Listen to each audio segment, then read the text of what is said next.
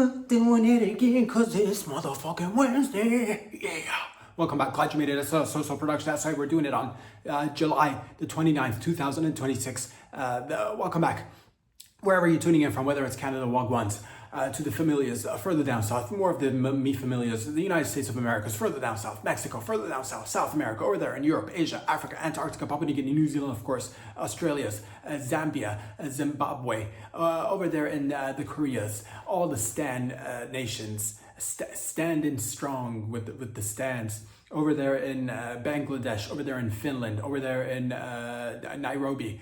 Hello to you if you're floating in the ocean, if you're digging a hole in the bottom, in the floor of the ocean. Hello to you too. If you're welding underwater, hello. How does that work? Fire and water, they're not supposed to mix, but we just did it, didn't we? We just mixed it. Welcome to the most uncensored podcast on planet Earth. And I say that with I don't even know what I say it with, but I says it. The least sensitive, no censors on this podcast. I'm not one of those. This is the podcast where you come in. This is the show where you come in and you're like, I'll give you an example of what this is not and what it is. Sometimes you'd be like on the interwebs with your family and friends searching for a good Japanese, lesbian porn, and you click on it, and when it gets to the good part, the puss is censored. And then you gotta like refine your search and be like uncensored Japanese lesbian porns eating each other's outs. And that's when you get the real stuff. So you gotta do more. The onus, they put the onus on you right here. You come, there's no onus on you. It's all on me. So this is what you come here, puss is just hanging out. It's just out uncensored. No pixelation whatsoever. The realist. Come here. But also shout out to all the real ones out there holding it down wherever you are, doing whatever it is that you're doing. What have we been talking about? It doesn't matter. It's Wednesday. Glad to be alive. Another beautiful day here in the GTA, wherever you are. I hope there's sunshine in your heart and in your pants. And by that, I mean, I hope you're getting sloppy toppy right now. Welcome to the show. Let's get a sip of this. And we got a lot to discuss today. Let's roll up our sleeves and get right into it, shall we? Let us begin. I believe there's a diaries. There's a diaries. The diaries are out. The Anthony Fauci diaries are out. Apparently, he's written diaries. This is, of course, we're talking about a man who is. Where do I even begin? The diaries have come out. I believe today, right now, as this is happening, right now, I believe there's a hearing. I believe he's being heard right now. Who is Anthony Fauci? I'll just keep it simple. A hero. He's a hero. He's a hero. He's a go-getter. He's a winner. He earns monies. He earns money. Do you know what that means? He gets it done. He earns monies. He's an entrepreneur. He's a doctor. He's a doctor. Some might be like, oh, let's slow down with all the labels and what it is to be a doctor. And yeah, he killed millions of people, either directly or indirectly because of the injections or just the repercussions of his mandates. And to those I say, shut your filthy hole. Shut your filthy hole right. You're a whore. Shut your filthy whore face, or your face hole that's on your horse. That's on your horse. That's on your whore body. That's where your whore head is. It's attached to your whore body. Shut that one, because you're a hater. You're a hater. You don't want to see somebody going out there getting that paper. He's been getting that paper. All right. He's been getting that cheddar for his family and friends for many, many years. And it's a lot of work. It is a lot of work. And this is a celebration of a man this is a success story. This is a lot of people like to, be like, oh, the crime don't pay. They want to, because they don't know, because they're haters. You never hear successful criminals bashing on other successful. It's always the ones that get caught. It's always the ones that have, repercussions that they have to face. It's those ones that say, oh, you can't do crime properly. Those are the ones that give crime a bad name. So please, again, this beautiful hero, and sure, he might have had some diaries. Can a hero for a second be a little bit self-indulgent and just appreciate? You got to appreciate yourself. You got to love yourself before anybody else can love you. They say that. And we see a man, all right, apparently I haven't read the entire diary because I'm not, I don't swing that way. No, thank you. I don't read other men's diaries. What else don't I do? I don't go to the, downtown, I don't go to like the the neighborhoods where, the ones that,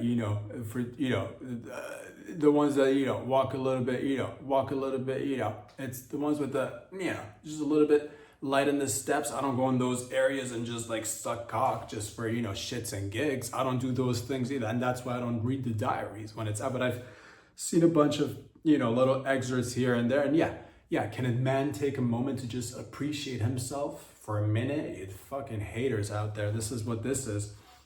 He's been, pardon me, excuse me, he's been pardoned, all right? So suck on that. He made bank, he killed people, all right? Legit criminal.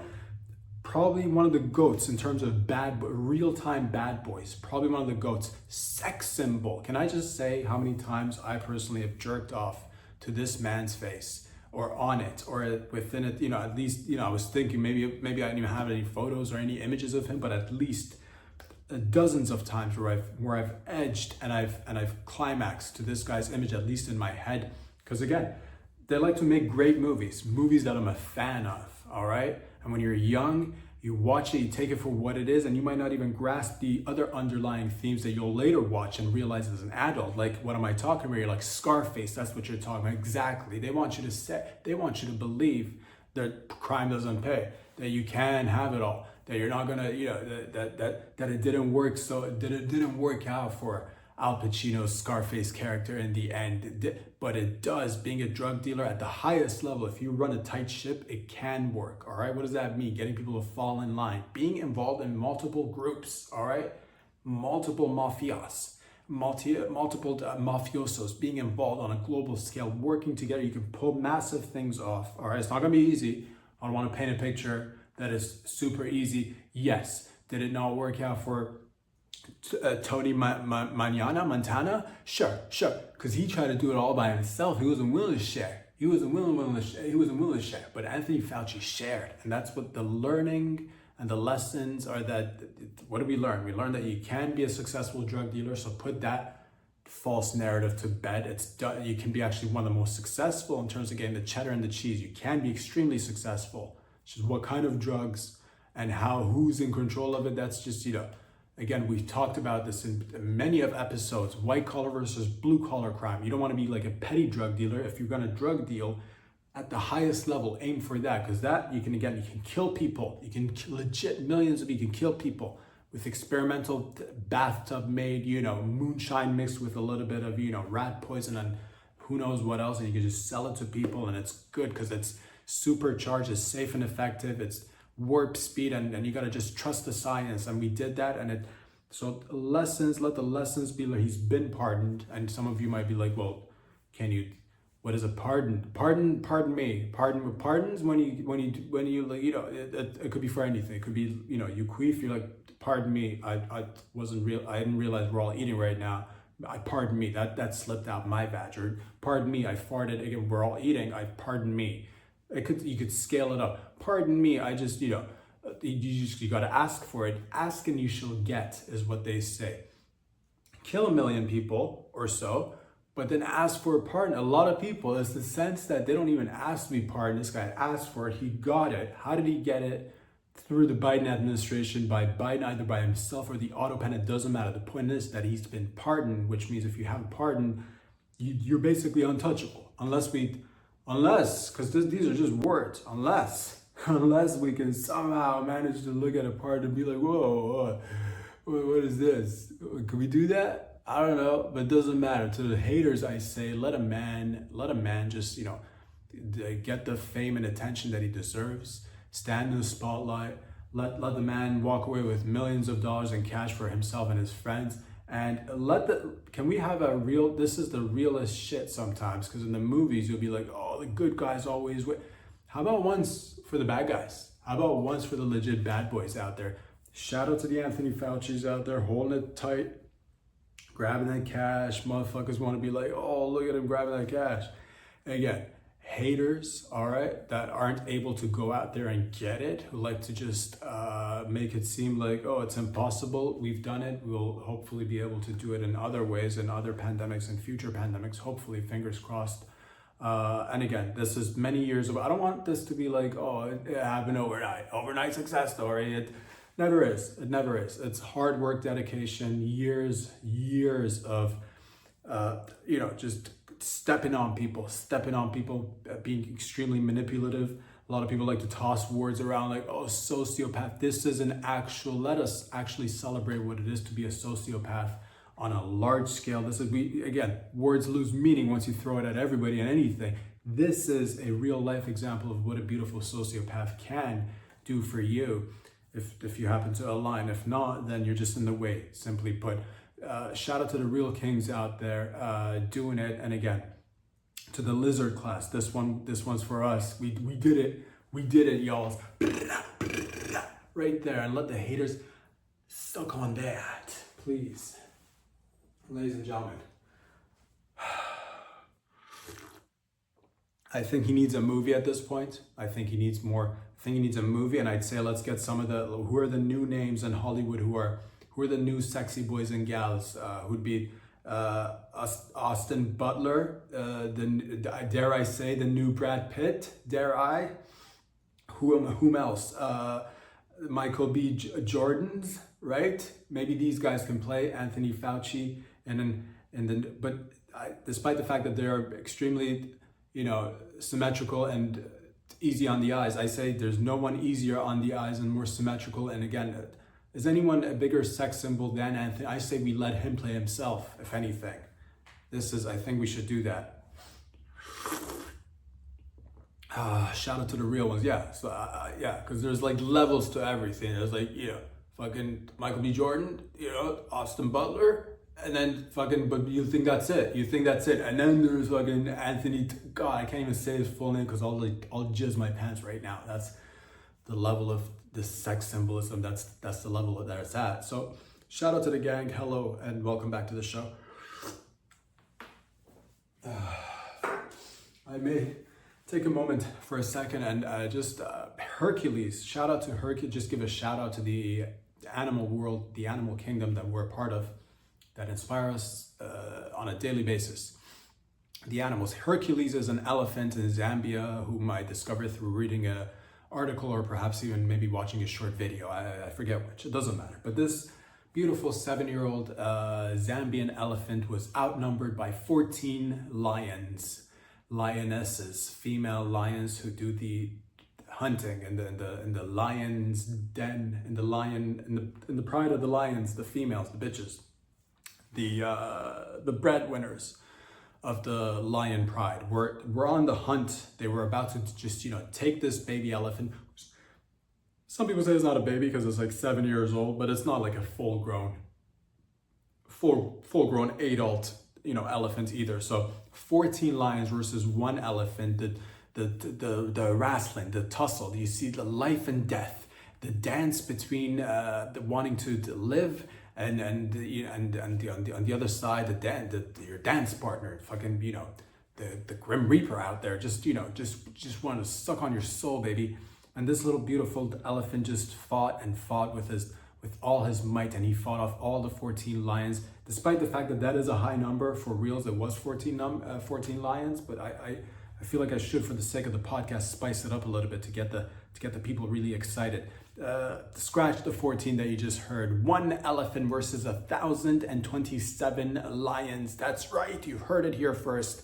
Extraordinary. We don't see this kind of behavior in the kingdom of animals, but it goes to show you never back down from a fight, from a challenge in life. Let this elephant symbolically give you hope and a motivation to fight whatever it is you're fighting, because this little elephant can't even read or write because it doesn't have fingers. It'd be extremely difficult for him to grab a pen and write. You're asking an impossible task from an elephant. They can't do it, all right? They can't physically. The reading we might be able to work on because they do have eyes. I'll give you that. Touche, or tissue, as we say in French. Shout out to the Quebecois. Tabarnak, mon ami. Hello, welcome back. Yes, so the reading, we might be able to do something in the long term, but writing is out of the question. You're like, what about typing? Again, I've seen what they're working with. I don't think it's gonna fly. but what we can say, yeah, sure, they might not be able to read or write. Sure. But impossible is nothing until you set your mind to it and go ahead and achieve it. So whether you're, trying to, convince your boss to give you a promotion, fight that battle. If he refuses, jump him after work. Make sure you're fully disguised so he doesn't recognize you. And then after you beat him over the head from the back, swap clothes and get in front of him and help him up. And that way you'll get a promotion. Don't do all of that, but also, when there is a will, there is a way, they say. Or how about your wife? She's like, man, I don't want to. We already have 7 kids. Should we get another one? Should we buy another one? Should we have it? Should you insert your peen inside my vag and make me ovulate again? And she's having doubts. But to that I say, you just do it anyway, and have that 8th baby. The point is, whatever the challenge may be, you're at the dentist, and the dental assistant, she's rubbing her tits all over your nose, and you're like, God, this is nowhere near a challenge. But nonetheless, the point is that face whatever is right in front of you, head on, and take it, and Godspeed, and you will succeed. There you go. That's the right type of attitude. Take what that elephant in Zambia showed us, apply it to your life, and by this time tomorrow, we could be on Mars. All right, fine. Maybe that's a little bit, but you get the gist. We can go far if you just fucking put your mind to it, as this baby elephant did, this youthful elephant did. Hello, welcome back.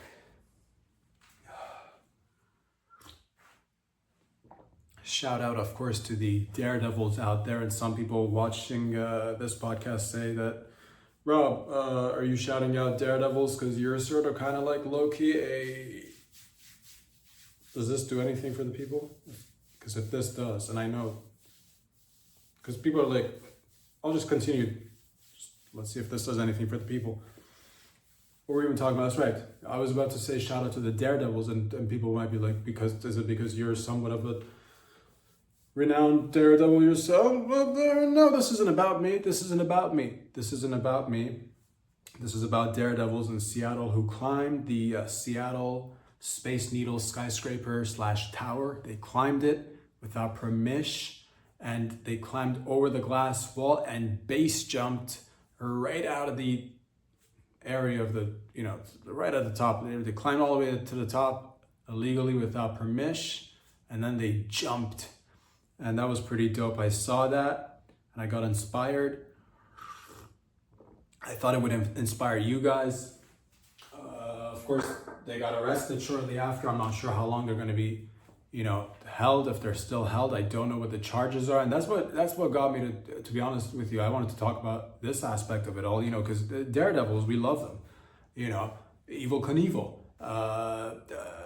Tony Hawk, X Games competitors, people who like stand outside and golf when it's like raining and there's a thunderstorm. We like these people. We root for them.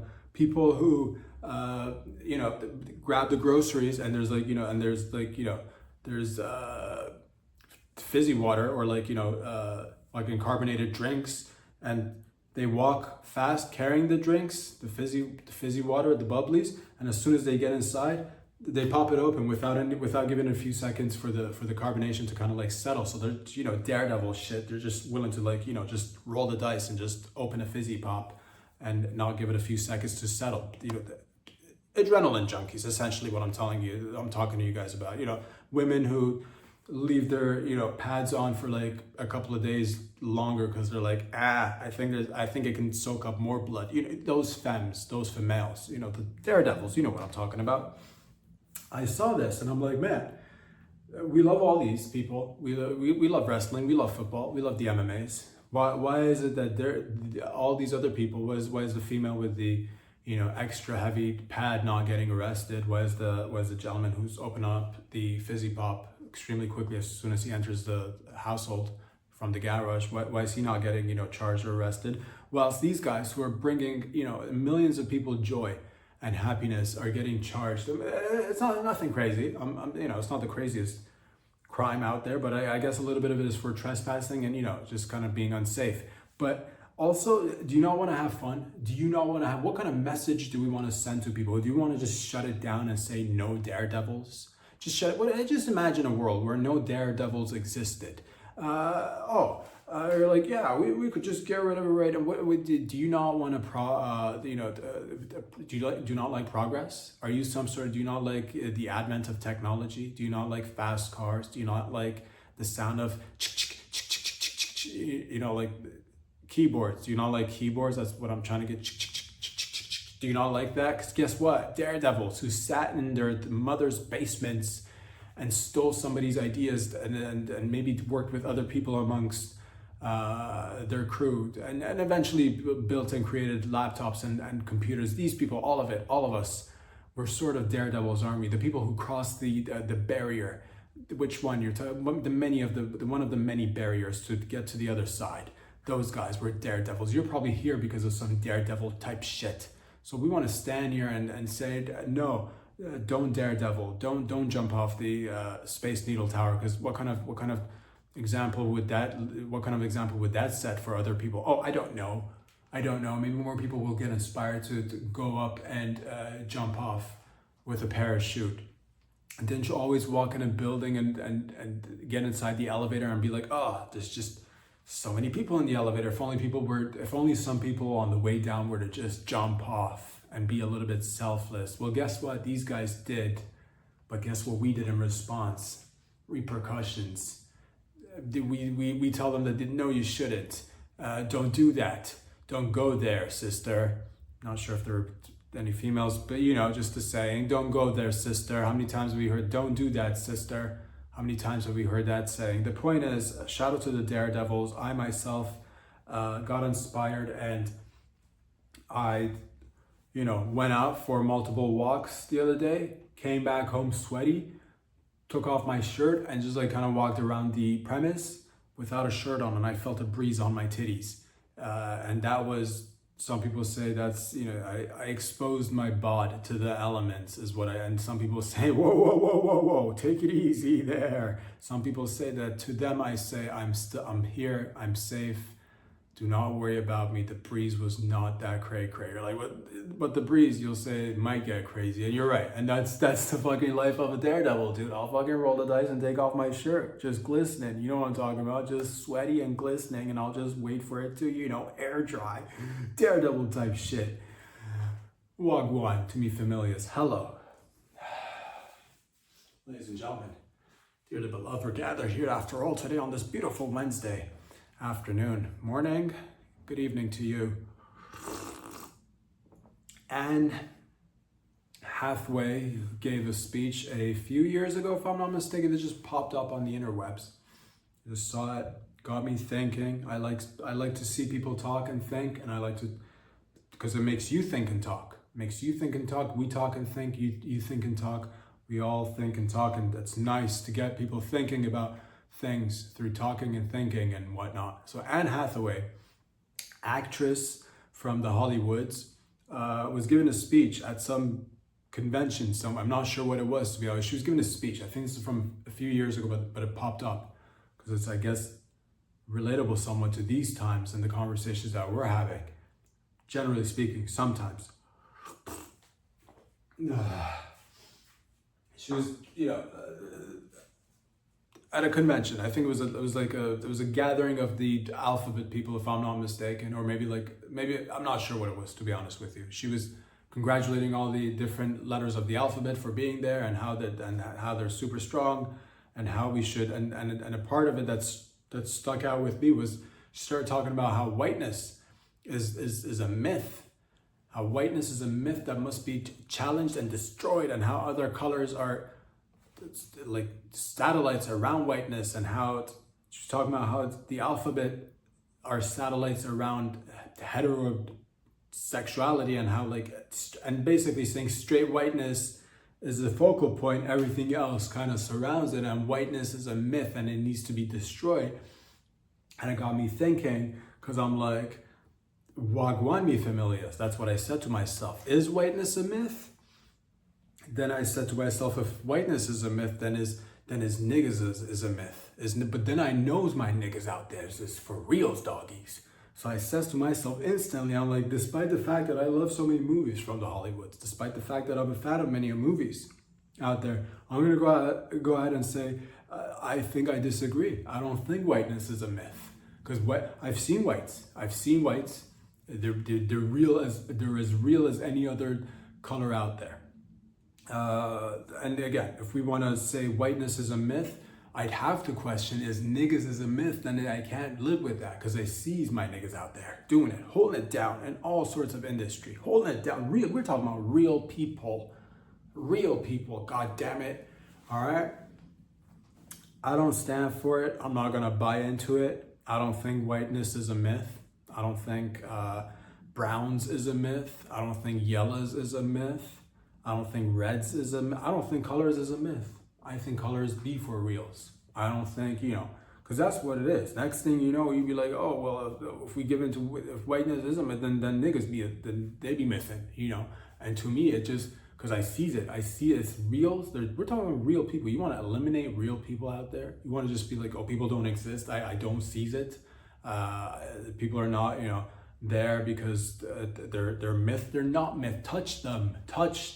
Go out there and touch people. You'll soon realize that they're realer than real, and that they can't just be made into a myth.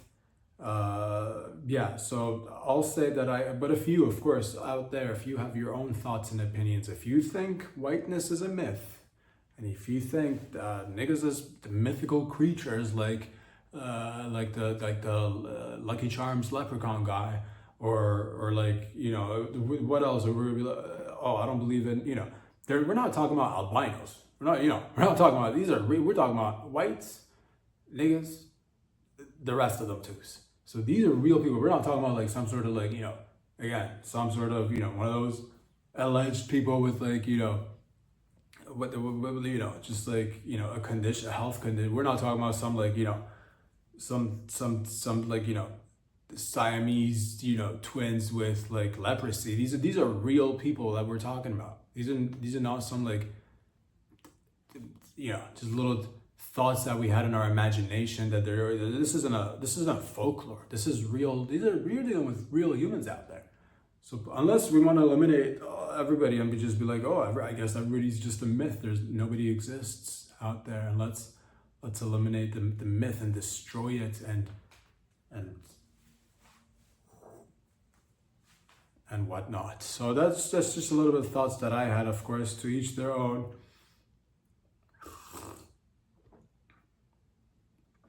Whatever you guys think, though. Whatever you guys think. What have we been talking about, ladies and gentlemen? That's Wednesday. Who knows what we're talking about? Niggas is real. That's what I say. I don't think it's a myth. I'll stand on that shit. Niggas is real. I've seen them. I've smelt them. We've touched. They've touched me. And the whites and the yellows have touched and then smelt, eaten together, drank together. Met how many times? Numerous times. Unless you want to take away from my experience and tell me that no, these are not real people. These are not, and I'm just one person. Maybe I am in the wrong. Maybe niggas isn't real. Maybe whiteness is a myth. Maybe everybody is an illusion. Then I suppose that. I'll leave it up to you to decide, of course.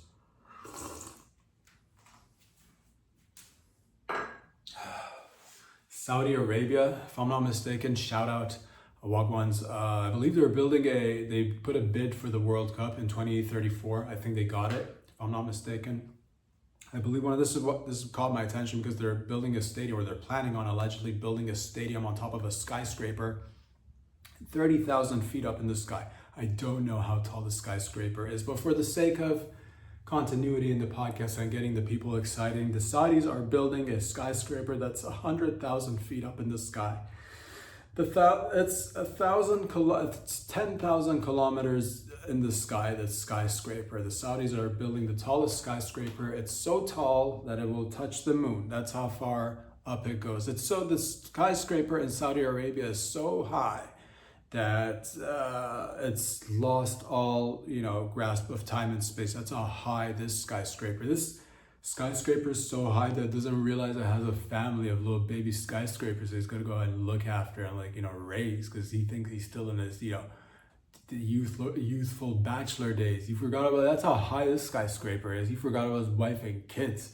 How high is this skyscraper? This skyscraper is so high that it forgot to pay its bills, and now people are coming, like, banging on his door, trying to, collect his belongings, like his car, and it's getting repossessed. But that's how high this skyscraper is. This skyscraper is so high that he thinks that he can fly, but it's a stationary object that can't fly. But that's how high the skyscraper is. The point is, ladies and gentlemen, it's a tall skyscraper. That's what they're doing in the Saudis, because of all the monies they have, and they're building this beautiful. If you have a lot of money, you got to build big stuff. And it's a skyscraper with a stadium on top. And I saw this, and again, it's for the 2034 World Cup, who a lot of people around the world enjoyed.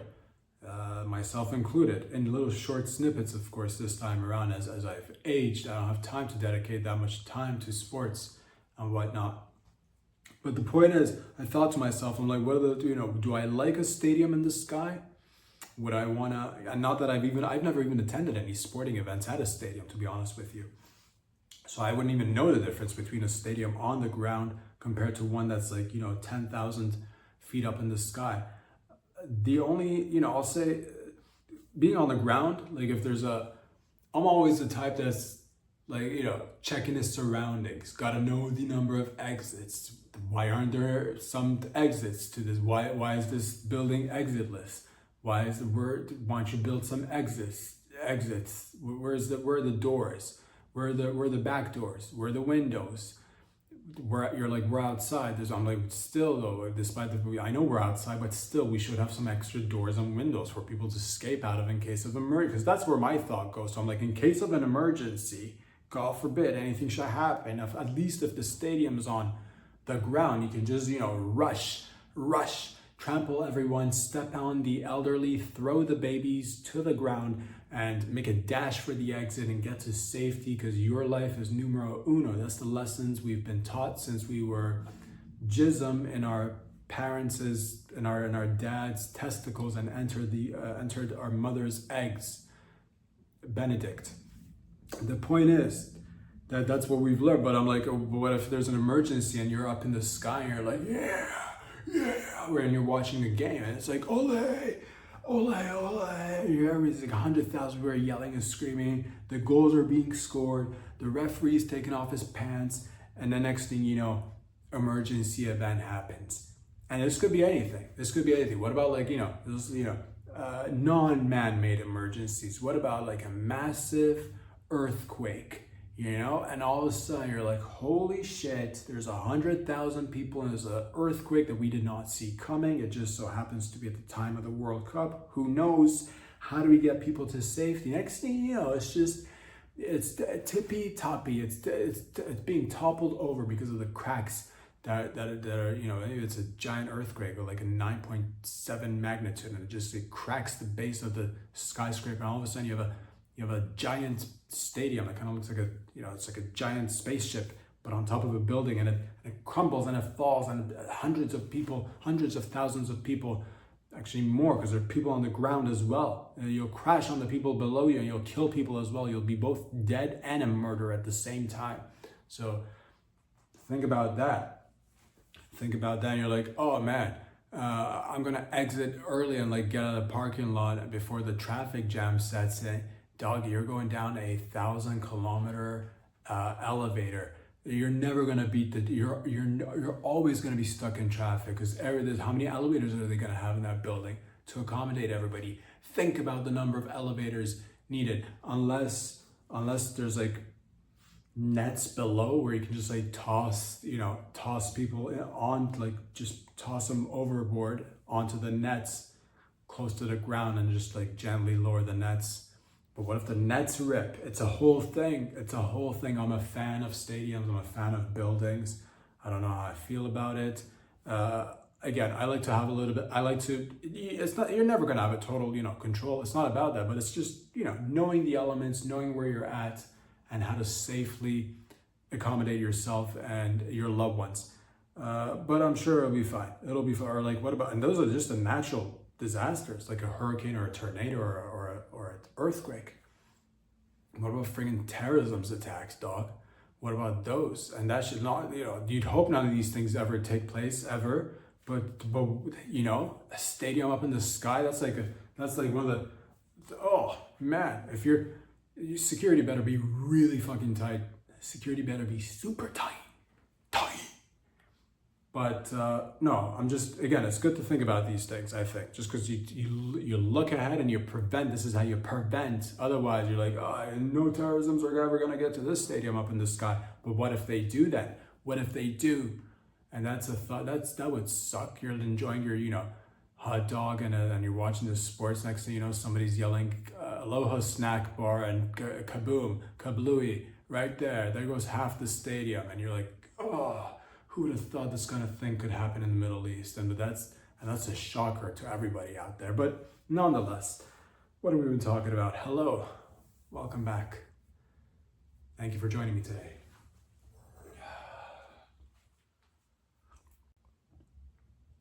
I saw a video, I think many people have seen this. It's a beautiful display of nature. Again, one more time, animals teaching us lessons that we could all learn and improve upon. It was a video that I saw beautiful orcas, killer whales in California, swimming and tossing dolphins in the air and running into other fishes and exploding upon impact. The fish would explode, and I saw this and I'm like, man, don't get me wrong, I love dolphins. I'm a big dolphin guy. I have 75 dolphins, you won't be able to see it on the other side of compound. I hold 75 dolphins. And I feed them sardines and they do tricks and we get along really well. I'm talking really well. The point is, and no, I don't let anybody, I don't charge people to let them come and see the dolphins. They're just I got access to a lot of space. You don't know what's behind all this. All right. Yeah. 75 dolphins.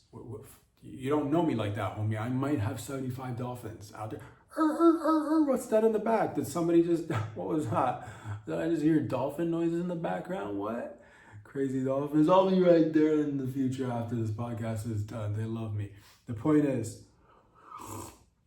and I love them. The point is that despite the fact that I love dolphins, despite the fact that I raised 75 dolphins from little baby dolphins into adult dolphins with tits, I like nature in general, just because nature is like, dolphins are cool, but also check out these orcas. Look what they'll do, and they'll play with their food, and it's an act of dominance. It's playful, but also dominance, which is nice. And I learned that. I'm like, man, what am I learning from the animal kingdom?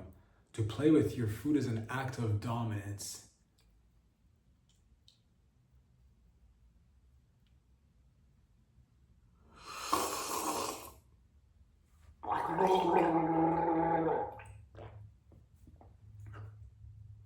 Play with your food is an act of dominance.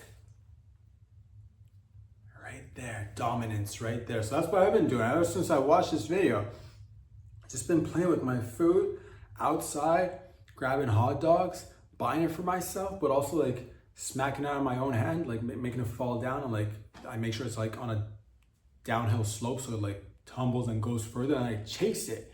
And motherfuckers be out there on the streets, be like, what's that guy doing? And their friends will like elbow them, be like, dominance, that's what this guy's doing.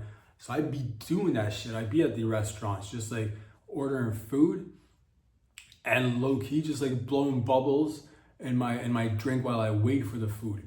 I'll grab bread, the little breadsticks that they'll bring you, and I'll just like rip off little pieces of bread and I'll just like throw it up in the air, and sometimes I'll catch it, sometimes I'll just like let it fall on the ground, and then I'll pick it up and eat it after it. And people will be like, what's this guy doing? And again, their friends will elbow them and be like, he's playing with his food. Dominance. Low key, I'll buy pizza and I'll smear it all over myself. I'll smear all the sauce all over myself, and people are like, what's this guy doing? Novices, once again, the friend in the know would elbow and say dominance. He's playing with his food. Low key, I will buy pasta and just kind of like string by string, just fucking twirl it around my head and kind of like whip it at animals and see if they eat it. And if they don't, I'd be like, they didn't eat it, and I'll go and eat it after myself. And people will be like, what is this guy doing? And again, those who know what this means, this acts of, they'll elbow their friends and be like, be cool. It's dominance. So that's what I've been doing, man. Low-key, that's a lesson to be learned. Use it to your advantage. You can assert dominance by playing with your food. If you're like, how do I impress this chick? Grab the food instead of putting it in your mouth, put it in your ass. Dominance. Want to impress your boss at a meeting, but instead of saying something smart, forget about it. Forget about a new idea. Have lunch together and just rub your face in the soup. Rub it in the, just motorboat your soup right in front of your boss. You know what he'll think walking away? Man, I fucking like this kid. Put his whole face in a bowl of soup and he motorboated that soup. Nobody else has done that. Fucking promote it. You know what? Take the whole company. I don't even give a fuck. He'll say that. He will give you the whole company. Don't buy it? Don't believe it? All right. I guess don't try it then and miss out on owning a company or two. Fucking take some chances. Play with your food is all I'm saying. Give it a go. People will like it. Oh, they only like it when it's your cuz. You think that, wouldn't you? You think that is what they want you to think. They want all the success and dominance for themselves. Trust me, you'll win people over by playing with your food. Go ahead. Kids assert dominance by simply playing with their foods. But we knew this all along, but we lost it. All right, at a certain point, people will be like, don't play with your food. Why? They don't want you to be dominant. Think about it.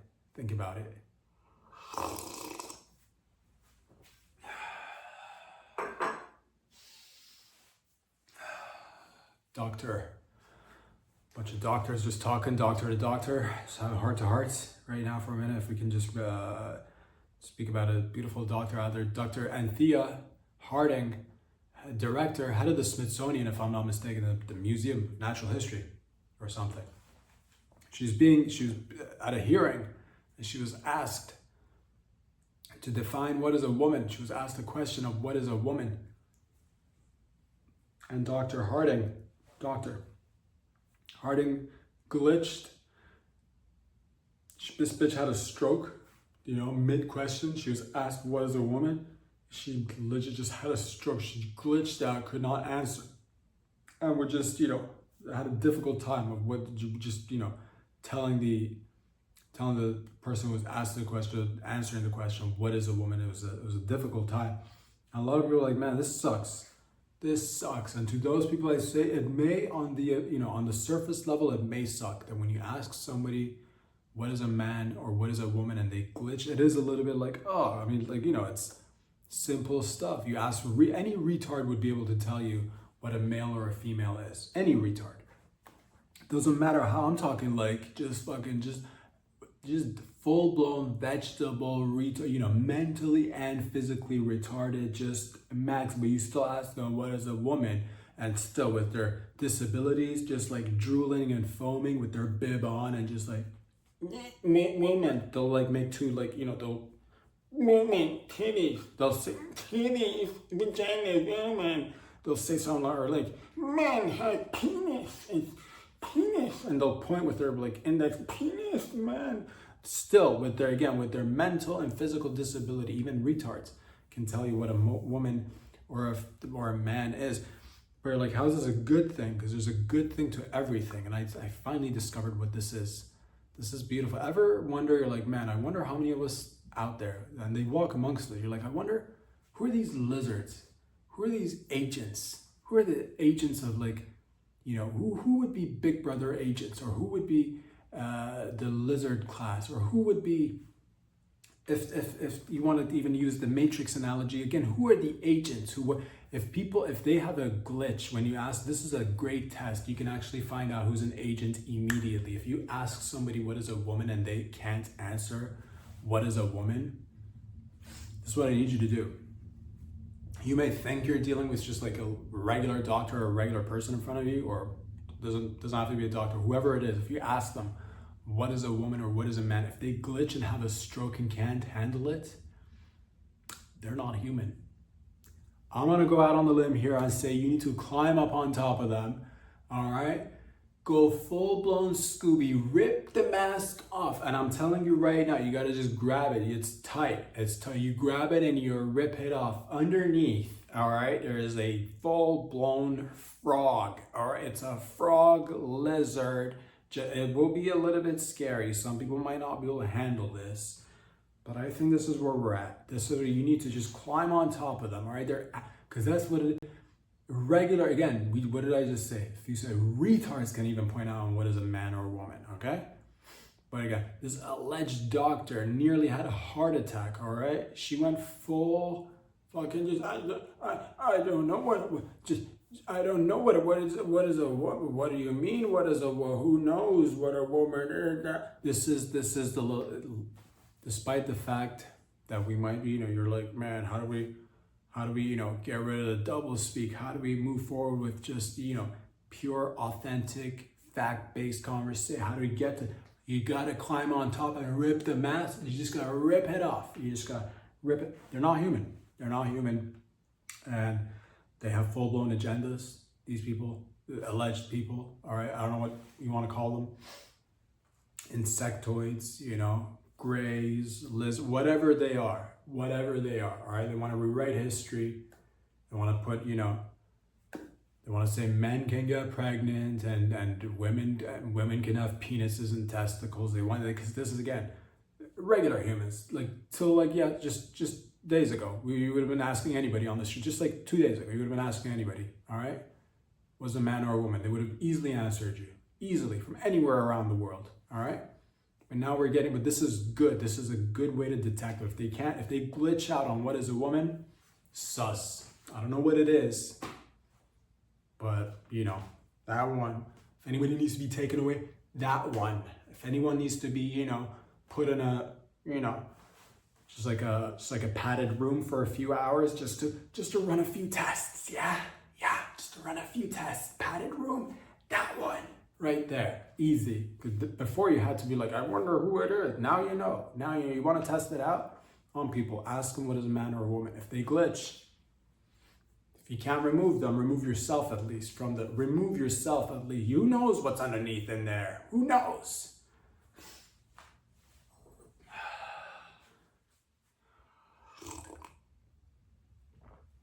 Ladies and gentlemen, I believe there was a shooting in Seattle's food festival. There's been a bunch of stuff happening in and around the world simultaneously that got me thinking. The food festival one, I'm not sure what this was about, to be honest with you. Did somebody, make a nasty dish that was just, unedible? Was it that? Because sometimes you do eat certain, before we go around, be like, zombie, not all shoot. I don't even know what this one was about, to be honest. Was somebody made some, if you're going out there as a food festival and you serve something dirty that's just, and doesn't happen often. Most foods are delish, but if somebody, tries to sell you something that's filthy, that's disgusting, that's just like, liquid diarrhea, they'll sell you that, but, maybe, I don't know if who knows what the cause was. No, we don't know. I'm going to say some sort of, domestic terrorisms or acts of violence. That happened in Seattle. 3 people were killed simultaneously in Berlin during the Pride events. There was a guy who, again, yelled, "Aloha, snack bar." And people were like, "Oh, aloha, snack bar to you too." And next thing you know, people got rammed at a Pride event, I think. People got killed, injured. That happened simultaneously in France, in Paris. A double knife wielding, friendly aloha snack bar yelling neighborhood fella went ahead and stabbed, I think, three women or 2 women. I don't know, a bunch of bitches out there got stabbed, or at least sliced and diced. And then so these things happen all around the world for various different reasons. The one in Seattle, I don't know what the cause of that one was. The other ones in Europe, those I believe are Islamic terrorisms, which all this got me to think, man, what kind of times are we living in? That how do we fight this? How do we fight overall all sorts? How do we respond? How do we act? How do we go out there and enjoy ourselves without always worrying about what might come about out of event? Or you're like, oh, I'm going to the local parade, I'm going to the the carnival, I'm going to the show, I'm going to an event, I'm going to this area, I'm going to the beach, I'm going to enjoy myself. And the vibes, okay, because there's solutions, there's definitely solutions, different solutions for different problems, of course. just crazy local randoms that's not terrorist motivated, that is just part of, you know, you're never going to stop crime 100%. That could be, you know, that could just be, I guess, that's you know, more hopefully funding the police would help, you know, finding out if there are people, you know, serving disgusting food that causes people to lose their minds justifiably. Maybe get rid of those food vendors, a few of them. I'm not sure what they were serving, but still, you know, try this plant-based food. I don't think so. That's what gets people fucking loco. You know, try to serve you some grass, you know, drink here, try this grass. Then, you know, some things you may bring it upon yourself. But the point is, ladies and gentlemen, that some of it might just be, yes, you can't get rid of all crime. Other instances where it is Islamic related, you know, there's solutions that leave us in a little bit of a quagmire. Because you could just say, one of the easiest solutions would be just, you know, ban, you know, get rid of, you know, don't allow Islam in the West. That's one of the easier solutions, I would say. If you ban it, be like, no, this is you know, the West is a Christian and maybe a little bit of, you know, Judeo in there, mostly Christian, Judeo-Christian values, you know, believe, and that's simpler. But if you're like, no, because we do have the, you know, I know not everybody has this to all the, you know, here, you know, I would say the U.S. is numero uno in terms of freedom of speech, but this is where it gets tricky. This is where the quagmire happens, because you're like, well, if they take advantage of that, because we do have freedom of speech and freedom of expression and freedom of religion, but then, well, you see the aftermath of it. It doesn't, you know, it leads to things like suicidal empathy, right? It's the suicidal empathy that gets in, because you're like, well, we love everybody, but not everybody. But that's the thing. You love everybody, but not everybody loves you. The same. So it's a little bit of a sitch. It is a little bit of a sitch that definitely, I said personally, if it was up to me, it's not up to me. It's not up to me. And I myself even this is where I, you know, this is one of the subjects that I don't have a solution for it. It's come to a, you know, because I'm a freedom of speech till the end type of fella, you know, fucking absolutist freedom of speechisms. But then I do see how it impacts us. So I don't know what to do with that. I don't know what to do with that one. I think the takeaway is, because we might not be able to ever remedy it, and things are great overall, generally speaking, in 2026, right now is the best time to be alive. I just want to reiterate that so it doesn't get lost on people, because you might hear about this, that, and the other. But low key, it is good to be aware. I say go out. The moral of the story is have fun.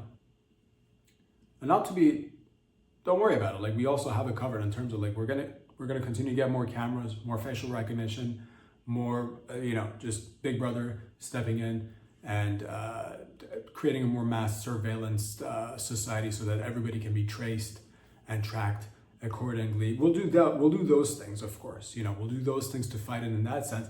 But in the sense, until that gets, you know, developed and continues to develop even more and become more of a part of our lives, have fun, I say. But low-key, it doesn't hurt to have just a low level of anxiety, just kind of going out every time you go out. Just have a little bit of low-level anxiety. Just that anxiety is your friend. It's your friend. Anxiety keeps you alive. Anxiety, one of the reasons that you're here is because of anxiety out there. A lot of people are like, oh, it's, you know, how do I get rid of it? You don't want to get rid of all of it. You want to keep it little. It keeps you aware of your surroundings, what could happen, and it removes you of this imaginary bubble of constant safety, which is not good, because that's not how we spend the vast majority of humanity. That way, it was always us versus the elements, and the elephants too, and the elephants as well. But over the past few, you know, decades, specifically, you know, maybe, you know, 50 years, 100 years, we've gotten comfortable because of the fruits of our labors. Gone comfortable, but you must not lose sight of it. So have fun. But it's good to have low-key, always be like, could shit pop off? Always step out, having fun, but in the back of your head. And I've had that ever since I was a kid. Been in situations where shit popped off, and I learned from an early age, man, you could be having a blast, but shit could pop off also, and you might be running around for, you know, shit might really pop off. You never know. You know, I learned that from an early stage. So you should just take that, have fun, but go out there with a low level of anxiety and just be like, hey, things might just be, and most of the times things are fine. And at the end of the night, you're like, man, things are fucking great, and things are fucking great, most like all the time, most of the time. But sometimes shit does pop off like that. So I say, hopefully more discussions and more, from more talk, hopefully we'll get more answers.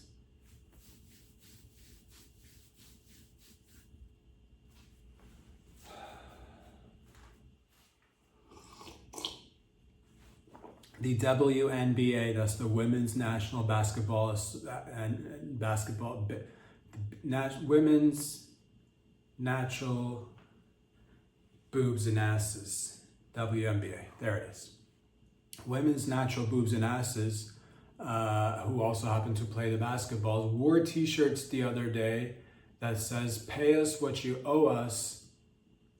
And listen, when it comes to monies, and when it comes to the economy, when it comes to the just living as a human, I know what it is because I'm one of you guys, human. I know what I know. I see how it is. I see what it is. There's a lot of challenges to being a human, and one of the biggest things that could remove a lot of challenges, make your life a little bit easier, of course, is the moolah, is the cheddar, is the cheese. I get it. So I want people to get paid. The bitches want to get paid playing basketballs. Typically speaking, you're like, are they scoring like as much as the fellas? Are they? No, they're not scoring as much as the fellas. All right, they're bitches out there playing basketball. All right, so they're not scoring.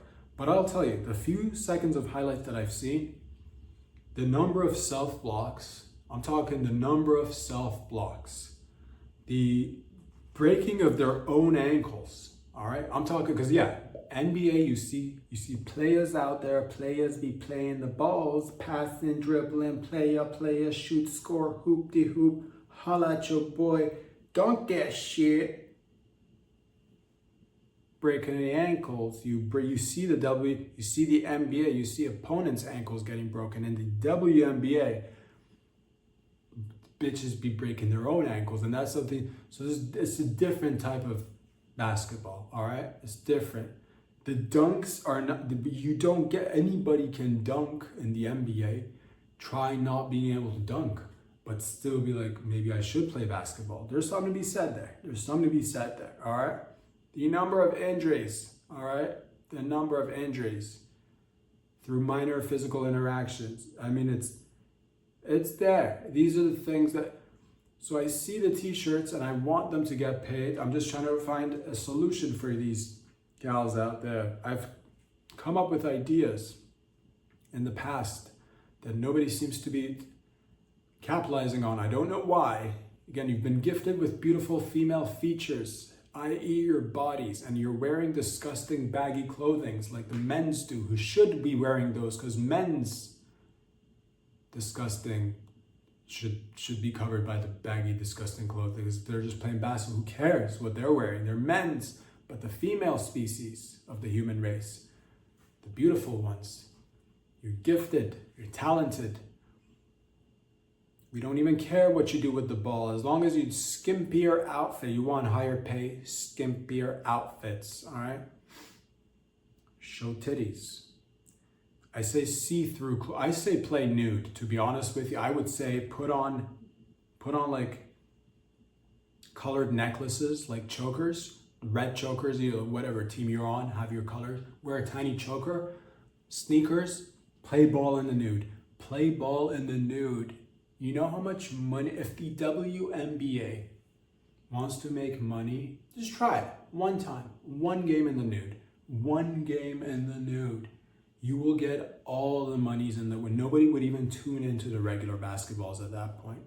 And you'll soon realize where our priorities are at when it comes to basketball. Now, there is also something to be said that life is not fair, of course. And I've thought about this, and of course, we've all experienced moments in life where life was just not fair. And that's the way it goes sometimes. So there is always that argument as well, because if the women's get what they're owed, then I say we make everybody get paid what they're owed, in terms of, if everybody gets paid what they're owed, then no problem. But it can't just be like, because like, if we make the WNBA women's, the bitches out there getting paid what they're owed, then then make the male porn stars get the same amount of the female porn stars out there as well. Get the men who do porn to make as much as the top earner. Not all of them, of course, make the same amount. There's top earners, mid earners, bottom earners, no earners, deficit earners, people who should just, there's levels to everything. But overall, tits for cack. Just make it fair in that realm as well. And it can't just be, rooting for equality, but not looking at everything. And I say, so to that I say, I've come up with solutions that are not being applied. Of course, take your time. Please take your time. We could all afford to lose more money in the WNBA. Cover more tits, please. The baggier, the better. Yeah. Men want to see women play basketball and extremely baggy shorts. Tell me how that goes for you. Or you get them to wear thongs and play basketball, all right?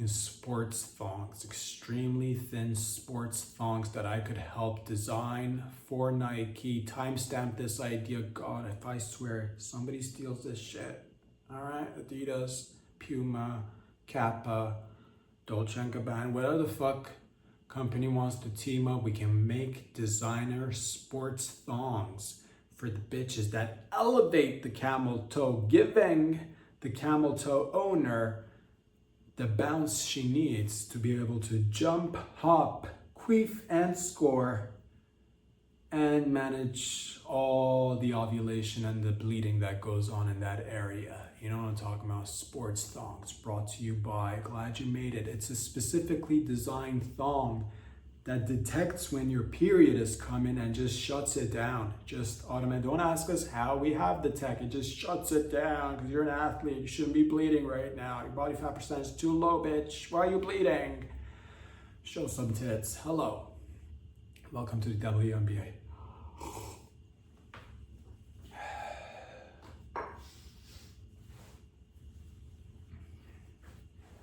Ladies and gentlemen, I believe, if I'm not mistaken, there's a club in Chicago that started. It's called the Chicago Scream Club, where some people were a couple was walking in Chicago. I believe this is how it started. This is actually spread in other.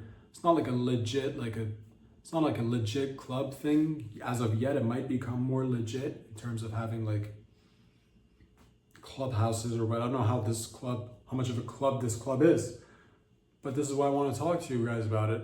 Apparently, there's a club just created by I think it was a couple that was walking sometime in a Chicago park and may have been frustrated with some things, and they decided to look at each other and say, hey, should we be yelling and screaming to let out this frustration? And one of them or both of them were like, but what about people around us? What would they think? And then together they came up with a plan of why not ask the people who are looking at us, wondering what we're doing, to join us in the screaming. We could scream together so that there's a little bit of you're getting rid of the energy that drives you to scream. You're getting rid of that. You were getting together and now screaming. So there's now, over that period of time, the past few maybe months, weeks, years, who knows, it's a recent thing, they've created a group where people get together, 300, 400 people together in parks or an area designated for screaming, I suppose, or just it's I don't know where it is, some part of the town where they go together, they get together, hundreds of people, and I suppose they scream. We've seen similar events like this. We've seen the Raging Bitches in the Woods where they get together and just scream, and kind of that's where it started from. I suppose this is kind of an off branch, but related to the same concept where you just scream but you do it in groups. That's why it's called the Scream Club. Screaming together. And I said to myself, I'm like, I like screaming, don't get me wrong. I like all octaves, high, low, mid. But some things, I'm like, I asked myself, I'm like, and I'm a fan of clubs too, don't get me wrong. But then I said to myself, do you need everything to be a club, or should some activities be done in your own privacy? You know what I'm talking about? But I'll leave it up to the people. Is this an activity for the group? Do you need hundreds of people to get with you or you could also just attend a concert and have it be more like, we're screaming, but it's an orchestrated, it's a controlled letting off of the old steamaroo. It's a controlled, chaotic area where we can, gather together collectively, have somewhat of even, some say, a religious experience of sorts, whether it's singing or screaming or chanting or whatever. It could be a sporting event. It could be doing those. Get your screams out at a sporting event. Yell at a man wearing tights trying to slam somebody else into a corner and grabbing a ball from him or something. Go to those. Or you could go to the park and yell out to the other side of the lake, just yell out into this. And to that I said to myself, I prefer, when it comes to screaming, I'll take this. And I'll say, I'm gonna side with the screaming should be done in the privacy of your own car pick a day where it's raining outside, all right, where it's like heavy rain. Get in your car, all right, and when it's raining really heavy and you could hear, all you hear is the outside rain, just like the water droplets hitting millions of cars on the highway. Scream, and then it's just and that's when you should be doing this. Or on a country road, again, inside the privacy of your car for like 30 seconds on a country, scream. Some people, you do like to do things in groups, I get it, but some things should be, we should retain a little bit of our human dignity, and like a lot of things have been maybe lost and that's part of, evolving as a human species, whether you see it with, men used to wear hats, women used to, wear nice clothing, or you go to the airport, you see people dressing all differently now. You see them in pajamas and whatever. Things change for better or worse, who knows? I'm just saying some aspects, maybe it should be just like for yourself, maybe screaming over, it should be just like done, or, after your wife leaves you, that's when you scream by yourself, like a dignified human being. Because you don't want to, because it's a fine line. It's a fine line, and I'm not even sure. Maybe I'm in the wrong. Who knows? Maybe screaming in groups, just at nature. Maybe that's good. But I'll say this.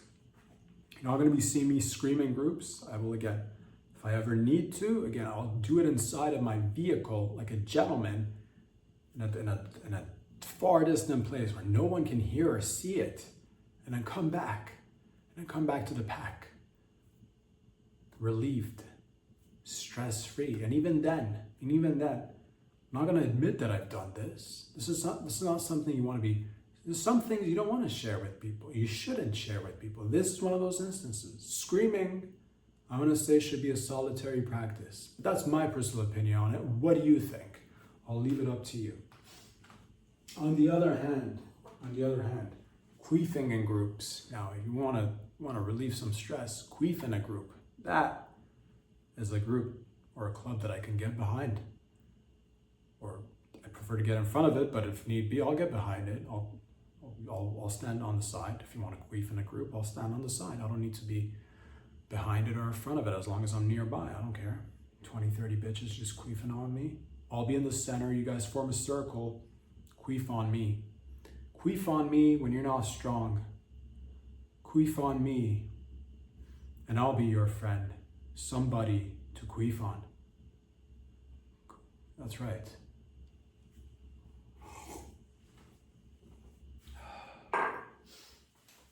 There's a rise in shingles amongst millennial bitches out there.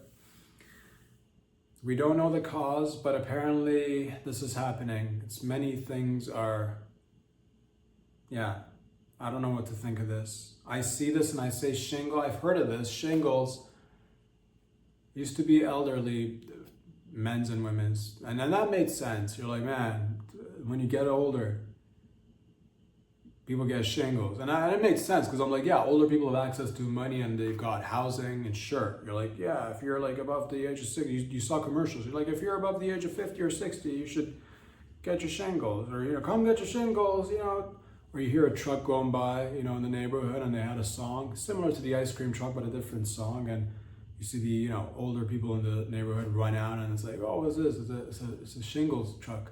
I mean, here, $5, can I get some shingles? And people would get shingles, and it made sense because these are experienced adults with probably the homeowners essentially. So it made sense. But now I hear shingles, a rise in shingles amongst millennial bitches. And I say, what's going on? Why? Well, first of all, what about the millennial men's? What about the millennial men's? Why are they not getting any shingles? Do they not like housing? the females are always smarter, of course. I get it. So they're out there getting shit. It makes sense. I mean, I'm not gonna hold this against the bitches out there for getting it. It's good to have shingles. It means your roof. You gotta take care of the roof. You could have a great foundation, but if you have a rooftop that's gonna stop the water from going in, you could have all the foundations, but you're gonna fucking flood and you're gonna die. So I get it. I think. I'm not even sure if you're using it for the household, to be honest with you. You know bitches be into arts and crafts and DIY. So they might be like, you come home and she might be just like, 34 and just fucking hot gluing shingles to herself. You're like, baby, what are you doing? She's all like, you know me, baby, I'm a millennial, shingles, put it on my back. I don't know, maybe it's a fad. Maybe it's one of those things, our baggy jeans in right now, or what is it? Are we going back to skinny? What are we doing? It's one of those, it might just be like a fashion trend. So if you see somebody out there with shingles in their, late 20s, early 30s, just know that it wasn't a thing before. We could just say that, right? And we could just say it wasn't a thing before. Even elderly people used to just get a house and it came with shingles. It wasn't a thing but I suppose it's good to ask questions as to where do these shingles come from? Do we have a fix?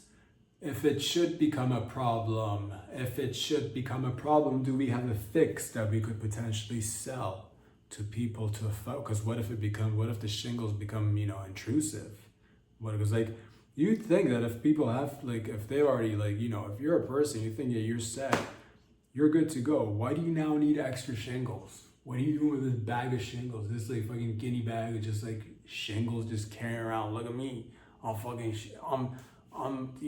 millennial bitch. Look at my shingles. Are you trying to front?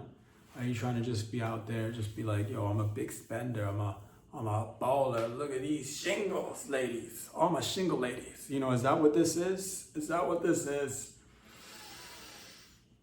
I don't know, but if it becomes once again a problem, I think we might need a solution, and we should charge money for whatever the solution may be to this potential rise in shingles. We should charge people a lot of money for it down the line.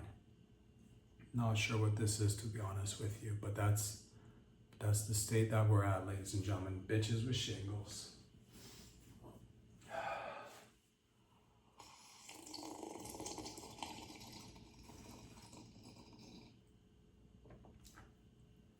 Playing with your, once again, dominance. Hello. I believe there has been going in for the new school year, I believe in the US we're going to be installing some pepper spraying drones to fight potential school shootings, which is, I like this. I'm not saying it's, I'm not gonna, could we do more? I'd like to see more done to, prevent school shootings in general. We should hire more police, train the police better, fund them better. That's what I've always said. I said we should probably install some just cops in the schools, just hanging off the ceiling, waiting for shit to pop off. You know what I'm talking about? And on the rooftops too. I don't know why we don't have snipers. Just hire. People need jobs. It's not like people don't need jobs. What's a guy? Oh man, a guy who smokes a cigarette in his mid-30s, mid-40s, who's good with the fucking rifle on a rooftop of a cigarette, just drinking brewskis and keeping the school children safe and smoking dart after dart. And sure, nothing will probably happen, and that's a good thing. But in case something were to pop off. Because the drones are good once, but if somebody's inside the school, and that might be it's not going to stop them from entering the school. The drones it's a good step, but it's not a preventative step. I say put a couple of fucking guys, give them beers, and a good, just a few grams of weed, and let them just, hold down the fort tight from the rooftops. Because if you see the motherfuckers coming charging the school, right there from the top, right? And let's say our snipers miss for whatever odd reason. And again, they get inside the schools, you should have, again, my idea, but I'm willing to, whatever. It's okay, we can share ideas sometimes, it's fine. Because we're a group, we're a team. You can have the cops hanging from the ceilings like bats, right? Or make some sort of, or we can experiment in the science lab, maybe mix a human with a bat and have a half bat, half man cop that's just fucking, hanging from the ceiling, doesn't mind hanging from the ceiling because of the genetic mods that we made to it. It's hanging from the ceiling, just fucking bat winging it, but also, looking after the children in a safe manner, but also not opposed to shooting motherfuckers who are intruders into the buildings. Because the drones, that's nice. Put the drones. I like that. I don't mind. Put the drone. I mean, there's always the thought of like what that needs to be monitored 24/7, which means somebody's watching the kids via probably facial recognition and AI and monitoring the kids 24/7. Could those images be somehow, hijacked and, could people be messed around with the images of the many kids in all these schools? Maybe potentially, yes, there's always that, but that's why we're gonna vet the fucking motherfuckers who work and control the cameras on these drones, and that's, most of them are good people. So that's, your children's images are safe, basically, is what I'm trying to tell you. And of course, we're going to be studying your children using the many cameras that we already have, but these drones, we're also probably going to, we're going to be studying more of your children and then learning things about them and how to sell them things, how to get them to buy things and then sell them things, how to get them to want us to sell them things so that they buy it from us, and how to get them to follow directions when it comes to making purchases and buying things, and and building desires in them so that they become susceptible to buying things and liking it when we sell them things, and telling them where to go so that they get the things that we're trying to sell them to, so that they become good consumers who buy things so that we could sell them things. And if they fucking stray, we'll fucking, we'll come down hard on them so that we can get them back in line, so they can learn to buy things so that we can sell them things. And it'd be nice, because that'd be a lifetime of just like buying things and selling things, and it's good, and that's beautiful, because it comes right to your door now. It's good because it's right there, it's instant. So that we'll do that. And the fucking pepper spray thing is a great idea, because like low key, there might be a day where there's like no intruders, but also maybe the kids just want, like, it's pizza day at school, and they're like, man, I want some fucking peppers.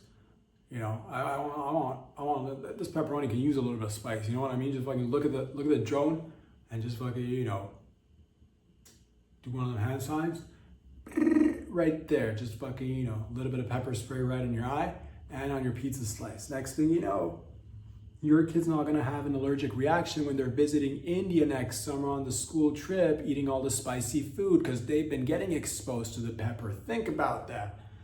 Right there, many of bangs for your bucks. It's beautiful out there. Ladies and gentlemen, of course, please.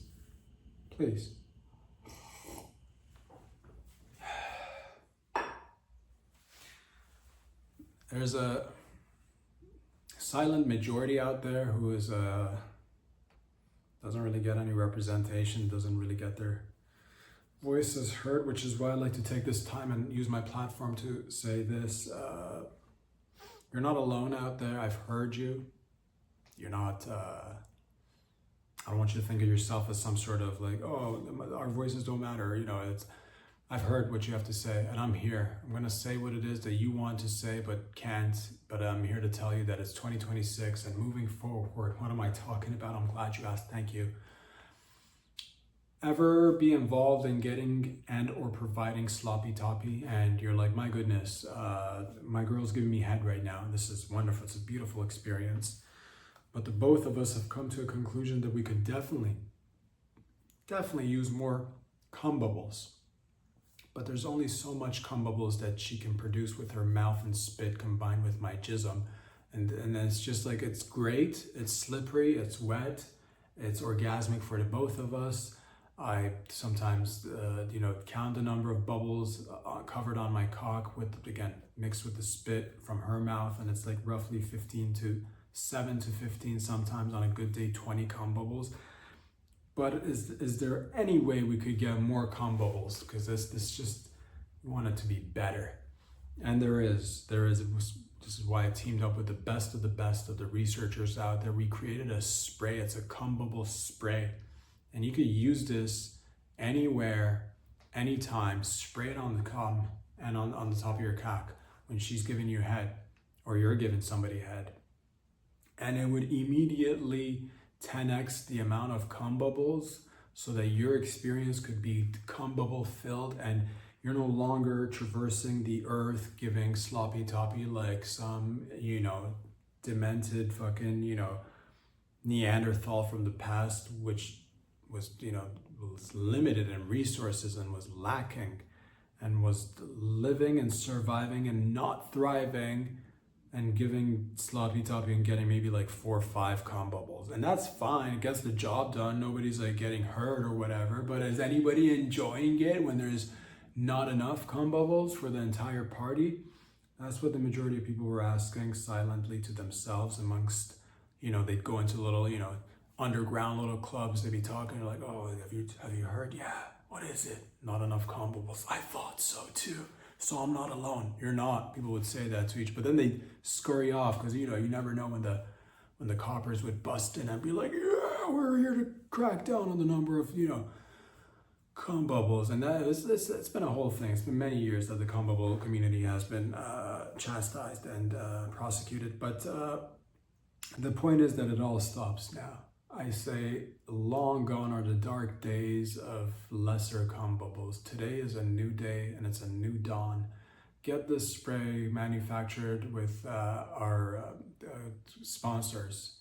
It's called the cum bubble spray, and get ample amounts of cum bubbles when you're giving and or receiving the old sloppy toppy, all right?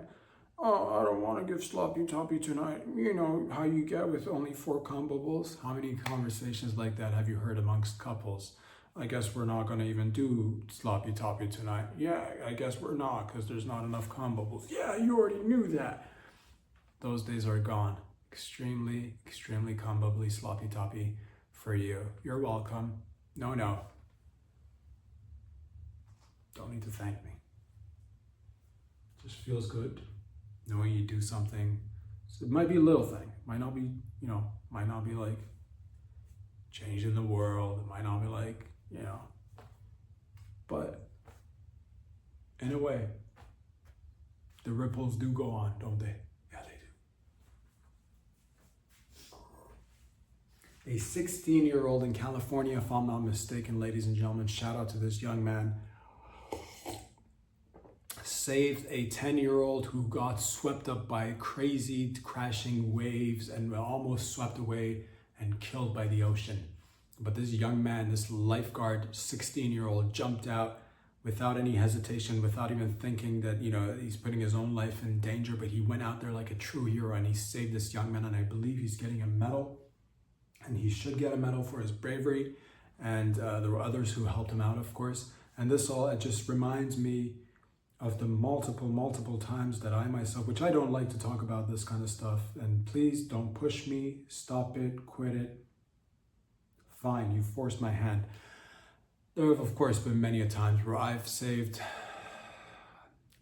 lost count, the thousands and thousands of men, women, and children, mostly women of age, of a good, decent, solid age, adult women, not too fucking, not anything, no kooks. If you're out there above 55, well, that's my line.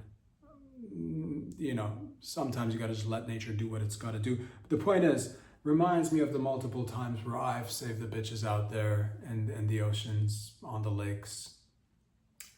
We're drowning, they'll say, and I'm there without, just like this young man who didn't think twice.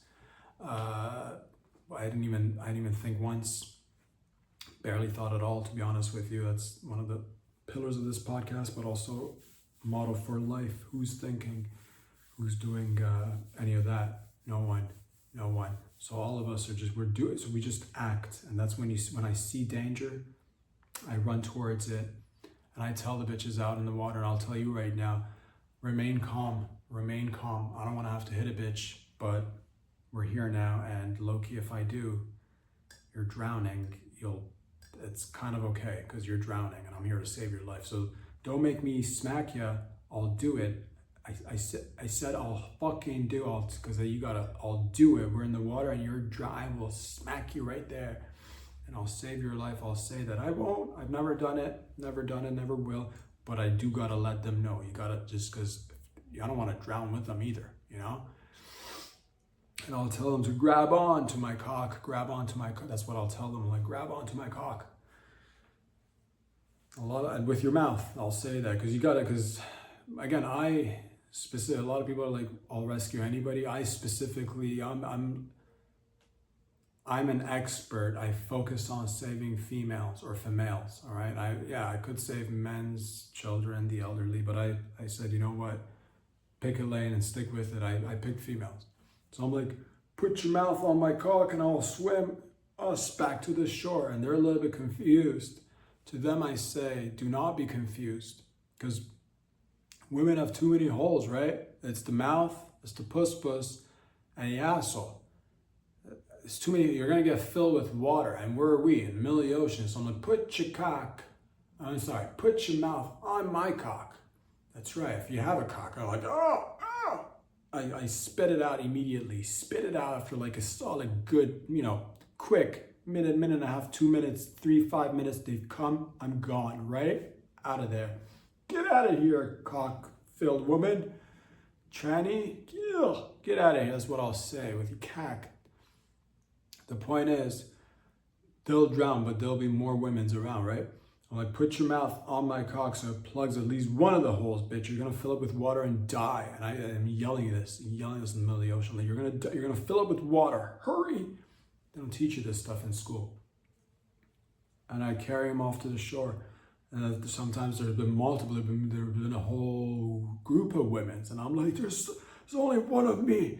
And there's so many of you. There's 3 of you right now. There's like 7 more on the other side. I'm like, one of you, mouth on my cock. The other 2, quick. Each of you, suck on one of my nuts, right? So again, I got 1 on my cock, 2, sucking on one, putting their lips on one of my nuts each. So that's like 2 on the nuts, 1 on the cock. I carry them. The thing is, I don't want anybody like hearing this and jumping out in the water and like saving motherfuckers out. Like, I do training, all right? Ample amounts of time I've spent with my cock in my hand and stuck between other objects, which yank on it on a daily basis.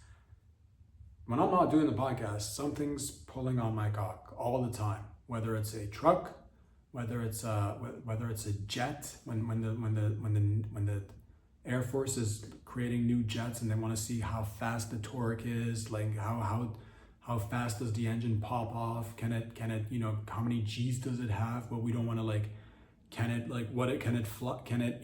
withstand being held back by an immense force and still manage to move? And that's why we attach the jets to my cock, and I just stand still and I hold it. I'm like, rev it, and they rev the engine, and that's how they test to see if the engine's a good engine or it's gonna burn out. And many of engines have burnt out, but it's just me and my cock doing what we do. The point is, shout out to the young man who's a hero, of course. And again, hopefully this story inspires you to put your life on the line if need be, and remember that we are all but one community. Until next time, ladies and gentlemen, this isn't about me though, so please, until next time, peace out. Get out of here.